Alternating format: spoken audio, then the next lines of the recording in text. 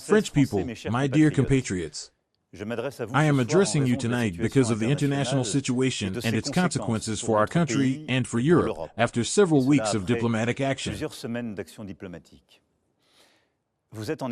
I know that you are, quite legitimately, worried about the ongoing historical events that are disrupting the world order. The war in Ukraine, which has caused nearly 1 million deaths and injuries, continues with the same intensity. The United States of America, our ally, has changed its position on this war. They are providing less support to Ukraine and leaving doubt about what comes next. At the same time, these same United States intend to impose tariffs on products coming from Europe. Lastly, the world continues to become ever more brutal, and the terrorist threat remains strong. Altogether, our prosperity and our security have become more uncertain. It must be said clearly, we are entering a new era. The war in Ukraine has now lasted for more than 3 years. From day one, we decided to support Ukraine and sanction Russia. And we were right to do so, because it is not only the Ukrainian people who are fighting courageously for their freedom, it is also our security that is at stake. Indeed, if a country can invade its neighbor in Europe with impunity, then no one can be sure of anything anymore. The law of the strongest would prevail, and peace could no longer be guaranteed on our continent, as history has taught us. Beyond Ukraine, the Russian threat is present. It affects European countries, and it affects us.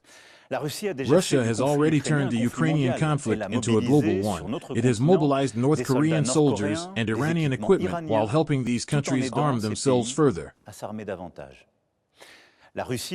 President Putin's Russia violates our borders to assassinate opponents, manipulates elections in Romania and Moldova, and orchestrates cyberattacks against our hospitals to disrupt their operations. It also attempts to manipulate our opinions through lies spread on social media. In reality, it is testing our limits, whether in the air, at sea, in space, or behind our screens. This aggression seems to know no boundaries. At the same time, Russia continues to rearm itself, spending more than 40% of its budget for this purpose.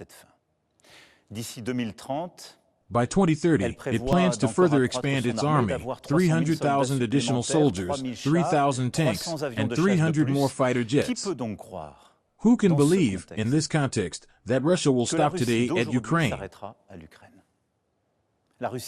Russia has become, as I speak to you now and for the years to come, a threat to France and to Europe. I deeply regret this. Yet, I am convinced that in the long run, peace will be restored on our continent with a Russia that has once again become calm and peaceful. But the situation I am describing to you is very real, and we must deal with it. In the face of this dangerous world, remaining a spectator would be madness. It is a matter of making decisions without delay. For the security of the French, for the security of Europeans, for Ukraine. All initiatives toward peace are positive, and I want to acknowledge them tonight. We must continue helping the Ukrainians resist until they can negotiate a solid peace with Russia, a peace that benefits them and all of us. The path to peace cannot involve abandoning Ukraine. Quite the opposite. Peace cannot be achieved at any cost, nor under Russian diktat. It cannot be the capitulation of Ukraine, nor its collapse. Nor can it be a ceasefire that is too fragile. We have the experience of the past. Russia began invading Ukraine as early as 2014.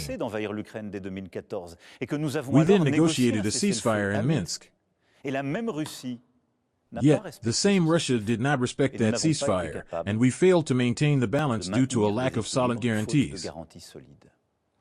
Today, we can no longer take Russia at its word. Ukraine has the right to peace and security, and this is also in our interest. It is in the interest of European security. That is why we are working with our British, German, and several other European friends. That is why you have seen me in recent weeks bringing several of them together in Paris and meeting them a few days ago in London. Our goal is to strengthen the necessary commitments to Ukraine. Once peace is achieved, we must ensure that Ukraine is not invaded again by Russia. To do this, we must support the Ukrainian army in the long term. This may also, perhaps, involve the deployment of European forces. But these forces would not go into combat. Today, it would not go to fight on the front line, but rather, once peace is signed, it would be there to ensure its full respect. As early as next week, we will bring together in Paris the chiefs of staff of the countries that wish to take responsibility in this regard. Thus, we have prepared a plan for a solid, lasting, and verifiable peace together with the Ukrainians and several other European partners, which I went to defend in the United States 15 days ago as well as across Europe. I want to believe that the United States will remain by our side, but we must be ready if that were not the case. Whether peace in Ukraine is achieved quickly or not, European states must, given the Russian threat I have just described, be capable of better defending themselves and deterring any new aggression. Yes, whatever happens, we need to equip ourselves more, strengthen our defense posture, and do so for the sake of peace itself, to deter. In this respect, we remain committed to NATO and our partnership with the United States of America, but we must do more, strengthen our independence in defense and security. The future of Europe should not be decided in Washington or Moscow. Yes, the threat is returning to the East, and in a way, the innocence of the past 30 years since the fall of the Berlin Wall is now over. In Brussels tomorrow, at the Extraordinary Council bringing together the 27 heads of state and government with the Commission and the President of the Council, we will take decisive steps. Several decisions will be made that France has been proposing for several years. Member states will be able to increase their military spending without it being counted in their deficit. Massive joint financing will be decided to purchase and produce, on European soil, ammunition, tanks, weapons, and some of the most advanced equipment. I have asked the government to be fully engaged so that, on the one hand, this strengthens our armies as quickly as possible, and on the other, it accelerates reindustrialization across all our regions. In the coming days, I will bring together, with the relevant ministers, industry leaders in the sector.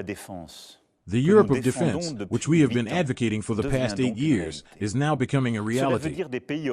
This means European countries that are more prepared to defend and protect themselves, that produce together the equipment they need on their own soil, that are ready to cooperate more and reduce their dependence on the rest of the world.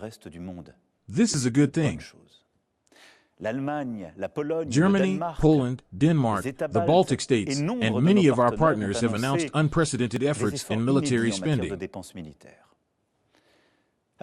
So, in this time of action that is beginning, France holds a special status. We have the most effective army in Europe, and thanks to the choices made by our predecessors after World War II, we possess nuclear deterrence capabilities. This protects us far more than many of our neighbors.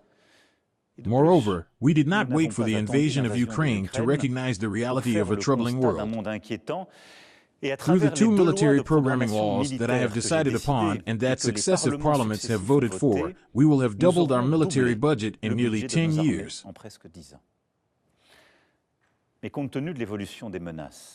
However, given the evolution of threats and the acceleration I have just described, we will need to make new budgetary choices and additional investments that have now become essential. I have asked the government to work on this as quickly as possible. These new investments will require mobilizing private funding, but also public funding, without increasing taxes. To achieve this, reforms, choices, and courage will be necessary. Our nuclear deterrence protects us. It is comprehensive, sovereign, and entirely French. Since 1964, explicitly, it has always played a role in preserving peace and security in Europe. However, in response to the historic appeal of the future German Chancellor, I have decided to open a strategic debate on how our deterrence could contribute to protecting our allies on the European continent. Regardless of what happens, the decision has always been and will always remain in the hands of the President of the Republic, the Commander-in-Chief of the Armed Forces. Mastering our own destiny, becoming more independent, we must work toward this not only militarily, but also economically. Yes, economic, technological, industrial, and financial independence is a necessity. We must also prepare for the possibility that the United States may impose tariffs on European goods, as they have just confirmed against Canada and Mexico. This decision, which is incomprehensible both for the American economy and for ours, will have consequences for certain sectors of our industry. It increases the difficulties of the moment, but it will not go unanswered on our part. So, while preparing a response with our European colleagues, we will continue, as I did 15 days ago, to make every effort to convince them that this decision would harm all of us. I hope, yes, to convince and deter the President of the United States of America. All in all, the moment demands unprecedented decisions, the likes of which have not been made for decades, concerning our agriculture, our research, our industry, and all our public policies. We cannot have the same debates as yesterday. That is why I have asked the Prime Minister and his government, and I invite all political, economic, and union forces in the country to stand alongside them, to put forward proposals in light of this new context. The solutions of tomorrow cannot be the habits of yesterday. My dear compatriots, in the face of these challenges and these irreversible changes, we must not give in to any excess, neither the excess of warmongers nor that of defeatists. France will follow only one course, that of determination, for peace and freedom, faithful to its history and principles. Yes, this is what we believe in for our security. But it is also what we believe in to defend democracy, a certain idea of truth, a certain idea of free research, and respect within our societies. A certain idea of freedom of expression, which is not a return to hate speech. At its core, a certain idea of humanism. This is what we stand for, and this is what is at stake today. Our Europe has the economic strength, the power, and the talent to rise to this moment. Compared to the United States of America and, even more so, to Russia, we have the means. We must therefore act with unity, as Europeans, determined to protect ourselves. That is why our nation needs you, your commitment. Political decisions, military equipment, and budgets are one thing, but they will never replace the strength of a nation's spirit. Our generation will no longer reap the dividends of peace. It is up to us to ensure that our children, tomorrow, will reap the dividends of our commitments. So, we will stand firm, together. Long live the Republic, long live France.